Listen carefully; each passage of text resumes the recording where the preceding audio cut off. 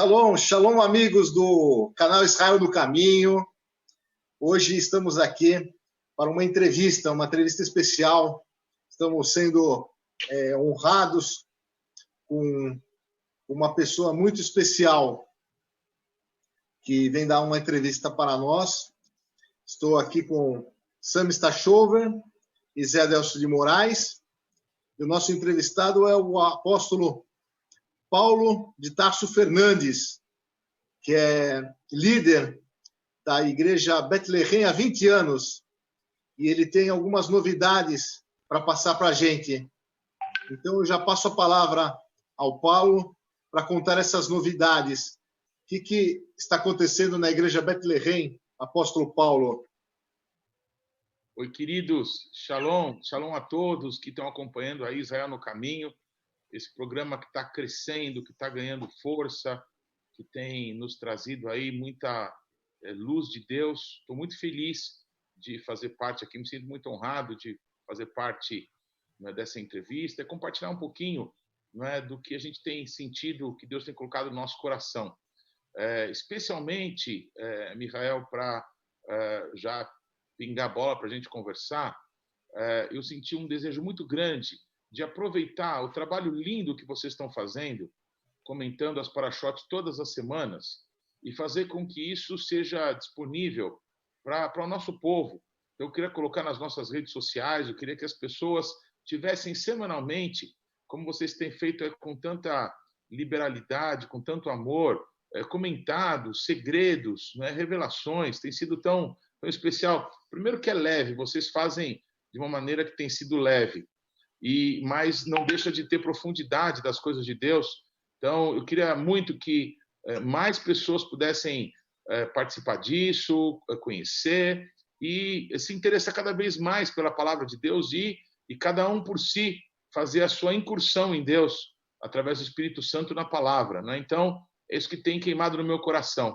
Especificamente, eu estou desafiando que todos, nas sextas-feiras, pela manhã, quando a gente já recebeu o último vídeo da Paraxá da semana, que a gente possa divulgar aí pelas nossas redes sociais, para que todo mundo possa acompanhar Israel no Caminho. Aleluia. Aleluia, nossa, ficamos muito lisonjeados e que bom que o programa possa estar podendo colaborar, né, para os nossos irmãos não judeus também, e possa poder colaborar nos estudos, né? Sami, você quer fazer alguma pergunta ao apóstolo Paulo de Tarso, que nos deu a honra de estar aqui nesse bate-papo? Meu querido irmão Paulo, é um privilégio sempre te ter por perto. E quando eu soube dessa notícia, onde você se dispôs a usar a paraxá do Israel no Caminho para os propósitos de Bethlehem, eu fiquei muito feliz. Eu fiquei muito feliz porque você começa a quebrar um paradigma. A paraxá não é só para os Bnei Israel, não é só para os judeus, mas você dá uma amplidão enorme para aquilo que seja o enxertado na videira. Eu gostaria de que você desse uma elaborada nesse teu sentimento, nessa tua ideia, para que os nossos ouvintes possam entender a necessidade de conhecer cada vez mais a palavra para todos, não somente para uma determinada classe, um determinado grupo, mas que seja o mais amplo possível.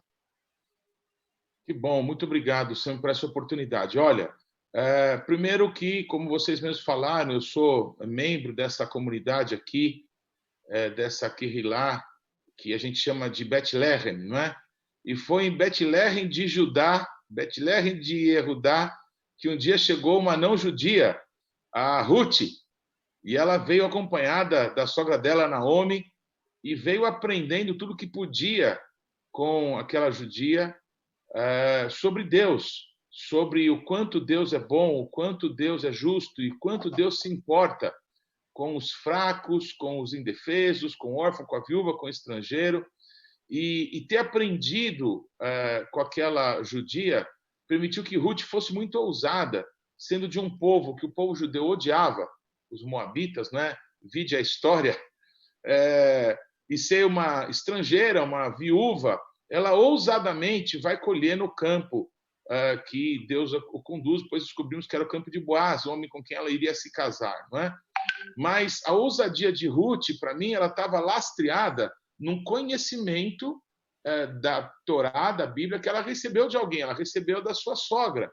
Então, ela não foi irresponsável, ela foi uma mulher de fé, que baseado no que Deus falou através da palavra, ela andou. Então, eu acredito, Sami, José e Michael, que nós, não judeus, temos que exercitar a nossa humildade, não porque a gente se orgulha de ser os mais humildes do mundo, não é? É pelo reconhecimento que os meus bisavós, eles serviram a ídolos, não é? Talvez mais antepassados que eles cultuaram a demônios, enquanto os antepassados de vocês serviam o Deus vivo e verdadeiro, já por dezenas de gerações. Então, a gente tem que humildemente reconhecer que a história da gente não judeus, principalmente no Brasil, é uma história que tem menos que 100 anos. Nas 99% das igrejas, ou 100% das igrejas do Brasil, você conta nos dedos quem tem uma família que serve a Deus através da palavra há mais de 5 gerações. E eu não estou exagerando, isso é uma realidade. Ou seja, o que Deus tem feito na nossa nação nos últimos 100 anos é notável. Mas nós precisamos, como a Bíblia ensina, que Deus, ele, através dos apóstolos, direciona um profeta, que era o Barnavi, não é? Para a igreja de Antioquia, uma igreja que não nasce com apóstolos, não é? Mas nasce com os dispersos que foram pelo mundo falando de Jesus. Então, os apóstolos de Jerusalém enviam para lá um profeta. E esse profeta percebe que sozinho ele não dava conta do recado. Ele precisava de um rabino, ele precisava de um mestre. Ele vai e busca o Shaul, ele busca o Saulo de Tarso, para que junto com ele, com o dom que estava no Barnabé, eles pudessem juntos edificar a igreja de Cristo, que se transformou num modelo. A igreja de Antioquia se transforma num modelo.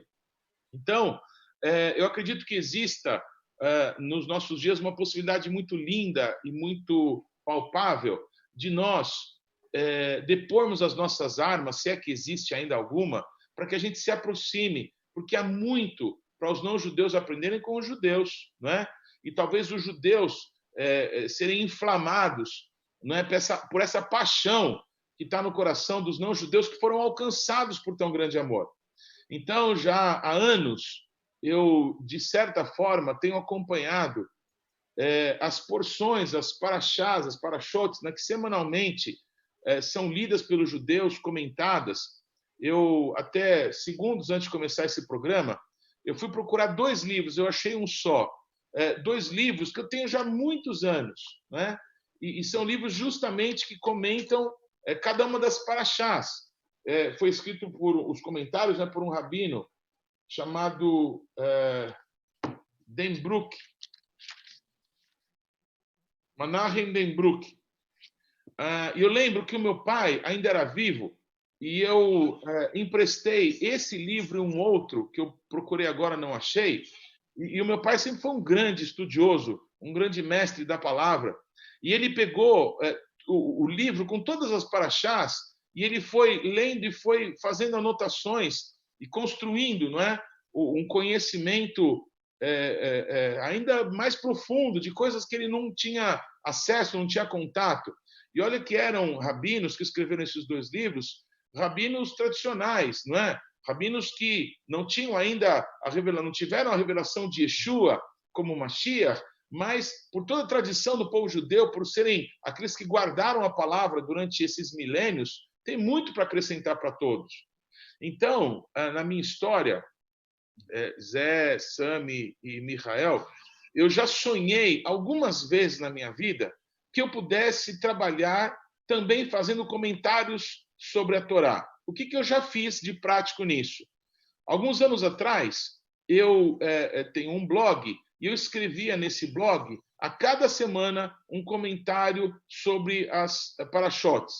Então, é claro que eu buscava na minha memória o que aprendi do meu pai, o que aprendi com livros, o que aprendi vendo comentários, né? Existem torás excelentes comentadas, Então, buscando todo esse universo de informação que eu tinha, então eu procurei escrever durante um ano inteiro, todas as semanas, parashots, comentários sobre aquelas porções da semana, não é? Via também um link que algumas pessoas já mais experimentadas faziam a respeito também dos comentários dos profetas, mas também da Brit Hadashah. E eu achava isso maravilhoso. Uma das pessoas que mais me inspirou, amigos de vocês, não é? É o Rabino Gustavo, que tem uma revelação da palavra de Deus, algo extraordinário.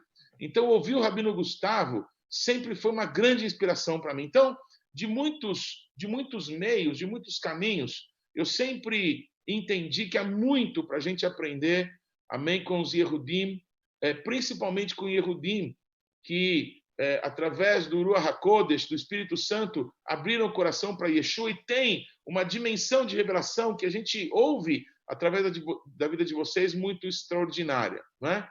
Eu, durante um ano inteiro, escrevi comentários sobre as parashotes todas as semanas. Depois, num segundo ano, eu tive um desejo que eu não consegui concluir. Eu comecei a fazer o caminho inverso. Eu pegava textos da Brit Hadashah, textos dos evangelhos, e fazia comentários baseado nos textos do evangelho, baseados na Torá, baseado, né, no antigo pacto, na antiga aliança. Eu não consegui concluir esse trabalho. Eu devo ter feito talvez isso por uns 2 ou 3 meses. Eu não me lembro agora por que razão eu tive que parar. Num próximo ano, eu de novo reeditei todos aqueles textos que eu tinha feito, e nesse momento eu já tinha uma conclusão, que era impossível você ser conclusivo a respeito das parashotes, porque você está falando de um Deus que é infinito e que se revela cada dia de uma forma nova. Então, se eu gastar todo o resto do tempo, talvez do pouco tempo que sobra para mim aqui, eu não vou chegar nem a arranhar a profundidade da Torá. Então, qual que é o meu sonho imediato? Que vocês possam inspirar alguns jovenzinhos que possam passar também a vida inteira estudando e compartilhando como vocês hoje o conhecimento que vocês herdaram de pais, de rabinos, de professores, de amigos, de outros que inspiraram vocês. E isso, como chegou até agora, não pare nunca mais, não é? Eu ouvi uma vez, na verdade, acho que eu li num livro o grande rabino da Inglaterra, deixa eu ver se eu lembro o nome dele. Jonathan Sacks. Jonathan Sacks, uma pessoa brilhante, eu leio muita coisa dele. Ele disse mais ou menos o seguinte, eu não sei se a frase é dele, mas foi dele que eu li, que os romanos, os gregos, deixaram grandes patrimônios arquitetônicos e tal, mas os judeus deixaram escolas, deixaram professores. O maior tesouro, não é, que os Yehudim deixaram foi a palavra, foi uma maneira de estudar. E eu fico maravilhado de você semanalmente voltar nos mesmos textos que você estudou no ano passado e repensá-los de novo e meditar novamente. Esse método que o nosso Deus ordena que seja de encucar, enfiar na cabeça das pessoas a palavra de Deus, é um método que não é dos judeus, vem de Deus, mas que os judeus têm nos ensinado. E nós, como não judeus, queremos humildemente aprender e nos desenvolver naquilo que Deus tem para nós. Então, essa é a grande motivação de eu usar essa ferramenta que vocês estão fazendo, como eu falei agora há pouco, de uma forma tão leve, não é? O Michael faz a coisa ficar leve, faz ficar gostosa. E aí a profundidade sua, Sami, não é? A seriedade, não é? Com as coisas de Deus que o Zé tem, isso tudo nos enche o coração e os olhos de gratidão e de revelação. O apóstolo Paulo tem um ministério voltado também para judeus. Deus tem uma promessa, né, com relação à vida de judeus, né, na vida dele e no ministério dele, né? E eu tenho, a respeito disso, eu tenho duas perguntas, apóstolo Paulo. Como é que tem sido a aceitação, né? Como é que está sendo a aceitação da Kehilá, dos membros, né? Em estudar as parashotes, né? eles pensam que é um retorno, uma volta para trás. E qual a expectativa sua, né? O que o apóstolo vislumbra, né? Para essa pessoa que vai acompanhar as paraxá, além de ser abençoado com o estudo, o que o apóstolo Paulo pensa em que esse ouvinte, essa pessoa que vai estudar, pode alcançar, né? As bênçãos que ele pode alcançar. Ok. Olha, eu acho que todos nós, vocês que são judeus, o Zé e eu que não somos, a gente está caminhando num momento muito lindo da história, né? Um momento em que, de novo, a igreja se manifesta com judeus e não judeus. Isso é incrível. Há quase 2000 anos não acontece algo semelhante ao que tem acontecido hoje. Então, inquestionavelmente, isso é um sinal maravilhoso de Deus para as nossas vidas.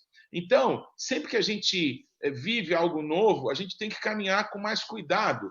Havia um amigo muito querido do Zé e meu, chamado Valdomiro, acho que o Michael conheceu também. Ele dizia o seguinte, que quando você está na Dutra, indo para o Rio de Janeiro, ali perto de Resende, se o policial não te pegar, você pode dar 160 no carro tranquilo, porque a pista é reta, né? Se tiver sol, não tiver neblina, você acelera e o carro vai com segurança. Mas se você estiver na estrada, na Serra de Caraguatatuba, que é uma curva depois da outra, se você não tomar cuidado com os pequenos sinais, você pode cair num precipício. Então, a gente está vivendo, no meu modo de entender, um momento assim da história, não é?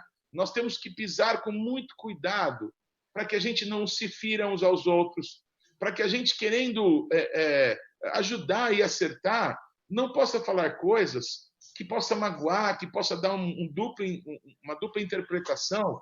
Então, eu acho que esse cuidado é uma prova de amor, não é? Eu me lembro de uma historinha de um rabino, que um talmide, um aluno dele, foi falar para ele que o amava.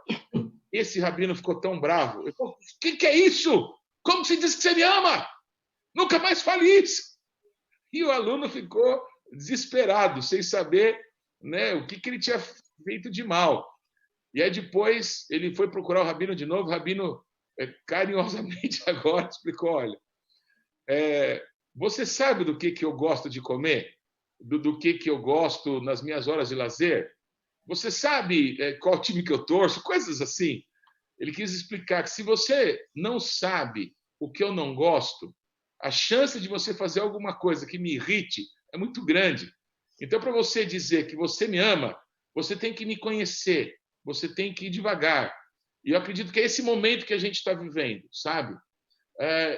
Especificamente, Michael, nós aqui na igreja sempre falamos, não é, para não-judeus. Em toda a nossa história, nesses 20 anos, sempre nós tivemos judeus congregando conosco. Sempre. Nunca houve um momento na nossa história como igreja que nós não tivemos judeus congregando conosco.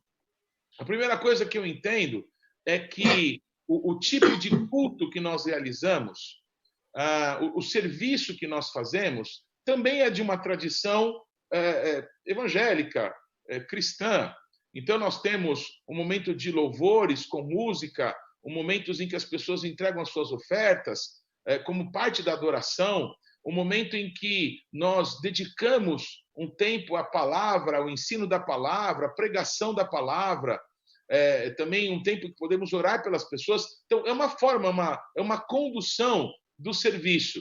E os judeus, existem tradições já milenares da condução, de como se comportam, não é? Por exemplo, no Shabat, lendo as porções na Bimá, e existe, claro, momentos em que vão se reunir para estudar a palavra. Então, cada um tem a sua liturgia. E quando nós nos vemos agora juntos, diante do Senhor de toda a terra, os dois povos, Deus fez um, então a gente está aprendendo uns com os outros, os povos que caminharam tão separados durante tanto tempo. A gente precisa ter muito cuidado, muita paciência, para que a gente construa alguma coisa sem ferir ninguém e sem apagar o que o outro faz, né? Então, por exemplo, eu sou uma pessoa que sempre valorizei a ideia de que os Yehudim deveriam ter reuniões, não é, para Yehudim, que os não-judeus também pudessem sentir a vontade não é? Mas que a maneira do serviço ser desenvolvido fosse um serviço como os judeus estão acostumados, não é? Talvez com louvores também, uma exposição da palavra mais própria. Então, dentro da nossa igreja, dessa nossa congregação, nós já, durante muitos anos, talvez uns 5 anos, nós cedemos uma sala que funcionava, uma Beit Knesset Bethlehem, que foi dirigida há muitos anos pelo nosso amado Jacques Menham. Então, ele trazia convidados, e ele ensinava, ele lia, ele cantava. Então, nós cedíamos esse espaço para que os Yehudim tivessem ali o momento deles, né? E hoje, nós temos vários judeus que congregam conosco, mas nós temos algumas facilidades de sermos amigos, por exemplo, da Shar Yaakov, que é uma congregação de Yehudim, não é? E que recebe sempre tão bem os não-judeus que vão para lá. Então, a gente está, Michael, se servindo dos comentários da Parashá já para um povo trabalhado, sabe? Um povo que já tem entendido que nós junto com o povo judeu, principalmente os crentes em Jesus, somos um só povo, não é? Temos diferenças, estamos nos misturando, não de uma forma pejorativa, mas construindo juntos alguma coisa muito linda, não é? Para a glória do nosso Deus. É assim que eu penso. Como o Valdomiro falou, né? A gente está aprendendo, né? A ser esse novo homem, né? Que é judeus e gentios juntos, né? Amém. É isso que eu queria fazer um comentário, Paulo. Quando você disse de que você e o José não são judeus, eu entro numa discussão um pouco mais ampla. O que é o judeu, o que não é, né? E vocês dois, com o amor que vocês têm ao nosso Deus, com o amor que vocês têm à palavra, eu acho que vocês acabam sendo até tão judeus quanto nós, né? É uma discussão filosófica, o que é o judeu, o que não é. Para mim, o judeu é aquele que louva a Deus. Que é bem a expressão, né? Yehudi, aquele que louva, né? Então, não pude segurar a risada quando você disse de que você e José não são. Sabe o que eu penso, Sami? Sabe aquele momento ali da Bíblia em que tinham 2 mães que disputavam uma criança? A mãe de verdade não deixou partir a criança. Então, eu tenho aprendido que se tem uma coisa que eu sou, é amado. Deus me amou, me deu uma família linda, amigos como vocês preciosos. Então, eu não preciso disputar nada com ninguém. Então, eu acho que é a minha maneira de pensar. Se a gente não quer mais do que nos cabe, e a gente é contente com aquilo que Deus tem para nós, a gente vai avançando sem ferir ninguém, sem pisar em ninguém, sem querer ocupar um espaço que não é para nós, não é? Porque aquilo que Deus tem para a nossa vida é Ele que faz. O ministério, isso eu tenho convicção, não é nosso. O ministério é de Yeshua. Amém. E Ele está nos dando a oportunidade, a honra de, em nome dEle, manifestar o amor dEle nessa terra. Nós somos instrumentos desse amor. José Adélcio, eu queria te pedir, justamente, você como membro da Bethlehem, queria que você... eu sou suspeito, né? Por ser suspeito que eu queria te ouvir. Eu, como vocês sabem, né, eu trabalhei minha vida inteira com judeus, tenho 4 filhos judeus e uma esposa judia, e a família que está em volta, incluindo o Miguel aí, como judeus. Eu aprendi muito nesse tempo, sabe? Eu aprendi muito mesmo, porque a gente tinha uma ideia, assim, vamos dizer assim, de estar lendo mais o Novo Testamento, que é um grande erro, é fatal isso, né? Tanto é que tem igrejas se afundando nisso e não percebem que temos que buscar na Torá, temos que buscar esses ensinamentos. É evidente que eu, junto com 2 judeus, e eu me declaro, eu não sou judeu, tenho os filhos, mas não sou, e membro da própria Bethlehem, eu sei que a minha parte, principalmente de falar de Yeshua, do Brit Hadashah, ela choca um pouquinho mais, principalmente o lado dos judeus que não creem em Yeshua. Choca um pouco, eu sei disso. E a gente não tem um acesso a esses momentos, mas só que o Senhor nos diz para falar. E quando nós falamos, como foi até o caso de hoje, né, de voltar atrás e mostrar Jesus na própria Paraxá, na Torá, nós mostramos Jesus, nós sofremos, às vezes, críticas.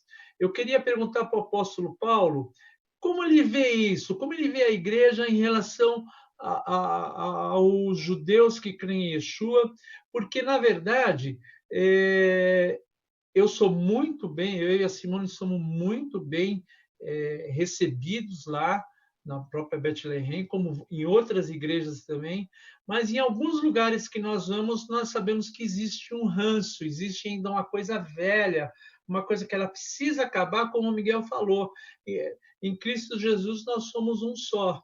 Então tem que acabar que o judeu que crê em Yeshua é um cara intocável, e aquele que crê, o gentil que crê em Yeshua, é um cara acessível também para eles, né? Como é que você vê isso dentro da Bethlehem e dentro da igreja na qual você tem uma casa apostólica que a gente sabe que ela é muito grande? A gente está vivendo, mais uma vez eu falo, né, um momento de transição, e tudo que é transição, primeiro que te deixa em liberdade para você fazer o que você quiser, né? A gente tem a chance de fazer algo novo, não algo novo no sentido de vamos inventar moda, mas trazer o que é eterno de volta. A gente tem a oportunidade de construir do jeito que a gente quer, a gente não está preso a nada, não estamos presos a uma convenção alguma ou a algum dogma. Não, nós somos livres, podemos fazer do nosso jeito. Mas é um tempo de transição, então, eu acho que vocês todos já experimentaram isso, não é? Em alguns lugares, eles querem dar um lanche de presunto com queijo, não é, para a pessoa que eles sabem que é judeu, para a pessoa provar que agora ele crê em Jesus. Você já deve ter passado por isso. Eu já vi isso acontecer. E do outro lado também, não é? Então, as pessoas tratam o judeu como se ele fosse um bibelô. Nós temos um judeu aqui na igreja. Deve ser horrível se sentir assim, não é verdade? Então, eu acho que a gente está aprendendo. E acho que a forma mais clara de desmistificar isso é a gente conviver, não é? É a gente saber que cada um come o que quiser comer. E eu, se quero receber alguém bem, eu tenho que me preocupar se a pessoa tem alguma dieta, se a pessoa tem algum problema de saúde. Então, se eu quero ser um bom anfitrião, como a Bíblia nos ensina, não é? Então, filhos de Abraão somos todos, não é? Uns através de Yeshua, outros através de Isaac, outros através de Ismael, mas eu acho que o nosso pai comum, Abraão, ele nos ensina a ser hospitaleiro. Então, para você ser hospitaleiro, você tem que se preocupar com aquilo que a pessoa vai se sentir bem, como que você pode receber bem alguém. Então, eu acredito que a igreja está aprendendo isso, mas nós lidamos com o espírito, né, Zé? Com o espírito antissemita, com o espírito maldito, que o nosso Deus ordenou que o Moisés escrevesse na lei e falasse para o Josué que ia ter guerra de geração em geração. Então, essa guerra está na nossa geração. A gente enfrenta isso, né? A gente enfrenta líderes cristãos, pessoas que eu posso dizer, eu não sei se com todas as letras, que são meus amigos, mas pessoas que já trataram judeus no meu relacionamento mal porque eram judeus. Então, eu não sei se eu consigo literalmente dizer que são meus amigos, mas são pessoas que eu conheço, vai. Entendeu? Então, o antissemitismo é uma realidade, infelizmente, dentro da igreja. E nós temos que meditar em alguma coisa que é real. Deveríamos nós, os cristãos todos, termos essa mesma linha de posicionamento que eu vou compartilhar, que é o seguinte: nós não somos desse mundo. Nós todos temos um padrão de comportamento que reflete a aliança que nós temos com Deus. Então, hoje em dia, e é uma crítica para os cristãos, hoje em dia nos parece que quanto mais simpáticos ao mundo a gente se faz, não é? Melhor a gente é, mais pessoas a gente vai agregar. Mas essa simpatia deveria vir do amor de Yeshua, deveria vir do cuidado que ele tinha com as pessoas, e não com padrões mundanos, para que as pessoas se sintam dentro das igrejas como se estivessem nos clubes, nas casas noturnas. Então, esse padrão, os judeus ensinam para nós. Não, olha, eu sou judeu e por causa dessa condição que eu tenho espiritual, eu tenho certos valores, eu não vou comer certas coisas, eu não vou fazer eu não vou ter certos procedimentos. Então, os não-judeus talvez ainda se incomodem um pouco, porque os judeus se colocam numa posição de, não, nós temos aqui um procedimento, sendo que eles se esquecem que todos nós deveríamos ter valores inegociáveis, porque um valor é inegociável, não é? Que pautassem o nosso caminhar. Mas a gente vive numa crise muito grande de valores, seja na igreja, seja em todos os campos que a gente está vendo, na família, nas instituições. Então, é uma discussão um pouco mais longa essa. Mas enfrentamos lutas, enfrentamos crises. Agora, a nossa posição tem que ser uma diante de Deus, não é? Quer gostem, quer deixem de gostar, a gente tem que ter uma postura, não é? O que a Bíblia nos orienta? Não é? Como que Deus nos guia para que a gente se conduza, nós como não-judeus? Amar os nossos irmãos, ser gratos. Nós devemos que a salvação de Yeshua foi compartilhada conosco através do povo judeu. Os apóstolos todos eram judeus. Então, essa dívida, eu aqui nos confins da terra, não é? Os meus bisavós eram idólatras. Então, a salvação me alcançou. Eu quero pagar essa dívida. Não seja, se for por oração, com oferta, eu abri no caminho para que judeus conheçam mais ainda de Yeshua, mais ainda do Espírito, e possam ser usados por Deus, eu quero trabalhar para isso. O que eu quero é que Cristo seja exaltado. O Mashiach. Amém. Mas só mais uma pergunta, essa acho que é mais prática e mais rápida. Você que assiste os programas e assistiu uma série de parashots, que você mesmo já relatou aí, e fez muito o Brit Hadashah, como você vê hoje a tradição versus a religião e ainda somando a religiosidade? Muito bom. Eu acho que a gente poderia ficar algumas horas conversando sobre isso, e não vamos ter tempo para isso aqui no programa. Sim. Mas eu vou reafirmar alguma coisa que estava na minha mente para dizer nessa entrevista. Nós não somos presos a nada. Cada um de vocês carrega um tesouro dentro de vocês. Então, se alguma coisa que tem sido feita e que é muito boa, né, ela deve ser polida para que possa brilhar mais ainda. Mas não quer dizer que ela não possa ser melhorada, aperfeiçoada, que ela não possa ser contextualizada, não é? Um desafio muito grande, Sami, Zé e Michael, que nós estamos vivendo agora, é que nessa última festa de Sukkot, eu acredito que Deus falou conosco, com a gente aqui da nossa congregação, de que nós precisamos estar no caminho da restauração. E quando eu falava sobre isso, eu me detive num texto de crônicas que remete restauração aos fundamentos. E não tem outro fundamento que não seja a palavra de Deus. Né? A Torá, os profetas, né? E a Brit Hadashah. Então, eu fiz um desafio baseado no que vocês têm feito para toda a nossa congregação, para todos os outros igrejas e ministérios que, de alguma forma, nós influenciamos, nos acompanham, que nós possamos juntos voltar para a Bíblia, que as pessoas possam aprender com os judeus de uma dinâmica de vida, de uma... eu usei uma palavra outro dia, de uma disciplina que todas as pessoas que querem evoluir na vida têm que ser disciplinados. Então, qual que é o meu desafio? Vamos nos disciplinar a ler a Bíblia como uma conduta de vida. Nós precisamos nos disciplinar para orar, precisamos nos disciplinar para ler a Bíblia, precisamos nos disciplinar para trabalhar para todas as coisas. Se nós não nos disciplinamos para orar, por exemplo, a gente acaba só orando pelas coisas mais comuns da nossa família, do nosso dia a dia, e nós não oramos por outras pessoas por outras situações que estão acontecendo. Então, a oração ela tem que ser uma coisa organizada. E quem melhor que os judeus, não é? Que nesses milhares de anos têm organizado as orações para todas as situações da vida, não é? Então, eu acredito que nós, não judeus, possamos nos organizar com aquilo que nós chamávamos de caderninho de oração, para que a gente possa orar por várias coisas da nossa semana, do nosso dia a dia, e que sejam construtivas. E, tratando especificamente da leitura da palavra, nós precisamos nos organizar para anualmente ler a Bíblia inteira. Não apenas escutar os comentários maravilhosos que vocês têm feito, amém?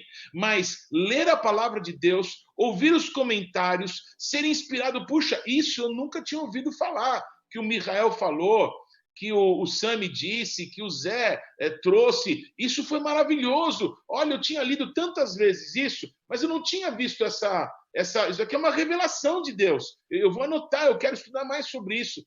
Então, o que o Israel no Caminho tem contribuído é para que numa dinâmica, numa disciplina de ler a Bíblia inteira todos os anos, amém? Que a gente possa crescer no conhecimento de Deus. Então, cresçamos e vamos prosseguir em crescer no conhecimento do nosso Deus. Acho que esse é um grande desafio. Nós vivemos por Deus e não tem outra, não tem maior revelação do nosso Deus dada para os homens que não seja a palavra de Deus. Então, de Bereshit a Apocalipse, o nosso Deus se revela para nós. Eu quero saber o que Deus pensa. Eu quero saber o que Deus gosta. Eu quero saber o que Deus não gosta. E, principalmente, eu quero saber o quanto Deus me ama. Isso é muito. Então, a Bíblia me revela isso. O apóstolo falava da questão da comida, né? Eu lembrei de um capítulo que eu amo, né? Um capítulo da Bíblia que eu amo, que é o Romanos 14, né? Que realmente direciona muito das minhas atitudes, né? E eu queria agradecer essa audiência qualificada, né? Nós não temos muitos YouTube espectadores, mas os que nós temos são qualificados. Então, temos que tratar de tomar cuidado com o que falamos, porque quem nos assiste é qualificado e tem conhecimento da palavra também, né? Então, é muito bom até para direcionar o nosso trabalho, né? O que nós estamos fazendo, né? Eu não sei se o Sami ou o Zé tem mais alguma pergunta. Eu só ia comentar uma coisa que eu deixei, que esse momento na resposta do apóstolo Paulo, esse momento judeus e não judeus, como diz em Romanos 5, está havendo uma reconciliação, está havendo uma sabedoria de ambos os lados, como ele mesmo disse, um aprendendo com o outro. Isso é uma reconciliação, como diz Romanos 5, fala totalmente sobre isso. Como eu vejo inserido num contexto judaico e inserido dentro de uma congregação evangélica que cultua isso também. A unidade, a reconciliação entre judeus e não judeus. Era só isso que eu ia falar, não é pergunta, não. Amém. Meu querido irmão Paulo, eu quero te agradecer demais pelo incentivo que você nos dá. Isso que nós estamos fazendo é para a honra e glória do nome do nosso Deus. É para Ele que nós queremos realmente oferecer o nosso melhor. Até te diria de que o nosso Corban está sendo exatamente nessa direção, oferecer o melhor que nós temos. E muito obrigado pelas tuas palavras, muito obrigado realmente pelo teu apoio. E continue assistindo para criticar, porque se é para Deus, exatamente, tem que sair perfeito. Amém. Agora, eu não tenho nenhuma crítica, mas como o YouTube espectador, eu posso fazer uma pergunta, Rabino? Qual dos três? Eu vou fazer para o Mihael, que coordena aí o programa, não é? É o seguinte, Rabino, daqui a pouquinho vocês vão chegar naquela paraxá que o pai Abraão recebe 3 visitantes na casa dele. E aí ele vai oferecer para eles, não é, uma carne de cabrito, se não me engano, e uma coalhada. Então você pensa nessa daí, depois você me explica, quando chegar essa paraxá, acho que vai ser incrível, viu? Deus abençoe.